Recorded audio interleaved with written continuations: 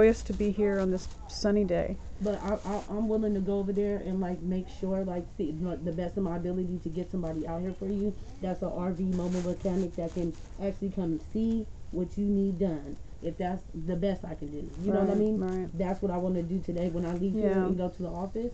I want to see why there can't be somebody specifically to come assess your Just RV. give me some confidence. Yeah, that could come assess your RV. And if they cannot, I need to know why. Because if we have a mobile mechanic for cars and we need someone specific, we need to be able to have somebody specific to come check that out for you. We're all gypsies and travelers, nomadic people. Like some of the people aren't. Some of the people are really willing to go back into regular housing.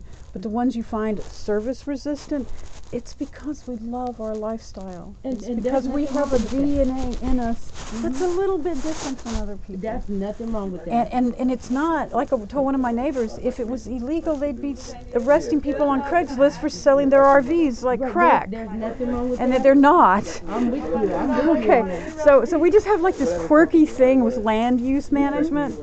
Like if we just had a park places, or Oakland is starting to let mom and pops rent out to 2 at a time. That type of stuff, just fix the problem at the I'm with you on that. Just help someone rather than making it worse. Yeah, and and there's so much hostility in the guests, participants, whatever you want to call it, because they just want to stay in their homes. Some of them aren't. Some of them would like to move up into.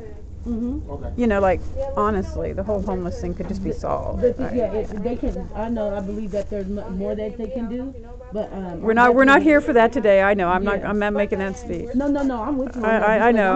I'm here to support rather than try to tell people what to do. Whatever you want done, if I could support you get into keeping your RV because that's where you feel comfortable. My husband is not dead in there, and I have to have that. You definitely. And I can't. Even sitting out here for an hour at the meeting and a few more minutes here I'm on the edge. Okay. It's pretty mental for me at this point, between the cancer and that, and I don't. It's not a thing. My daughter tells me I can't inflict my mental illness on other people, and that's a really good way of looking at that. So I'm very controlled with that. That's why you just see tears in my eyes. It's not. Well, I actually got you enrolled. I'm not going to ask you any questions. I just opened up your old profile to make it easier for. Yeah, so just whatever you need to ask me for the reassessment or I understand. I'm not going to do a reassessment on you today. What I'm going to do is go find out why we need to get somebody out here, an RV mechanic. That's my only focus. Assessment's not going to do you any good because you want to stay there. And that's what you want to do. So there's no point. We're not going to do assessment. That makes sense. I'm going to go fight them about an RV mechanic. That's what I'm going to do. Thank you. So and I have limited experience driving it. I need a little more, but I do have my son who can drive it to a park. It can be or like if we just find something cheap enough and get the people at the park to agree to it and so on and so forth. That's Do you have a specific area or you a certain park that you're looking at? No, it's my finances that makes me go far north because the parks up there in Oregon or at the Oregon border in Arcata run about $350, $400. Okay. I get out of my SSI about $1,100. Okay. Food stamps are like $23 because I don't pay rent. But those. So you want to go towards Oregon? Yeah, because it's just because it's cheaper there. That's why I'm going. My 2 children live here, so that's why. And I've lived in San Francisco since 1997. I got married here. I'm a San Franciscan as the next guy. Yeah. Right.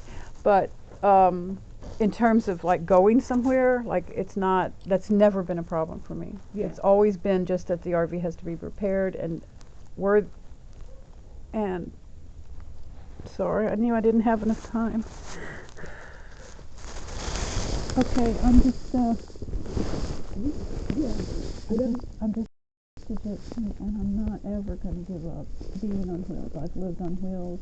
I grew up in Europe and traveling with pipelining oil people, and never going to not be on wheels. And when you have an opportunity to talk to people higher up, explain to them that if we had a program that understands the ethnicity of this, people cannot help it. Just like they can't help that they're gay. You're right. Okay, they can't help it. Yeah. Like I used to be just totally Christian and And then I read that thing by Terry, the lawyer Olson. And in 3 paragraphs he convinced me that I was wrong. Nobody can